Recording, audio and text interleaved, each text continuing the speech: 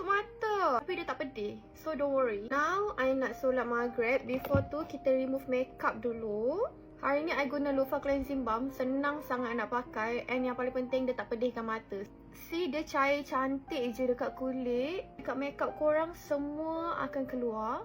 Termasuklah sunscreen dengan mascara waterproof. Untuk orang yang sensitive skin, don't worry, this one for you. Sebab ingredient dia meringankan muka and dia tak keringkan muka korang. Bagi I cuci muka dulu boleh tak? Now muka I dah fresh and bersih, betul-betul clean. Baru boleh pergi solat. Special 31 hari bulan ni, kalau korang beli Loofah Cleansing Balm yang special edition box Tear and Win, korang akan menang duit cash ataupun gold bar. I minta maaf sangat, I tak dapat nak unboxing sebab I excited sangat-sangat waktu I dapat ni.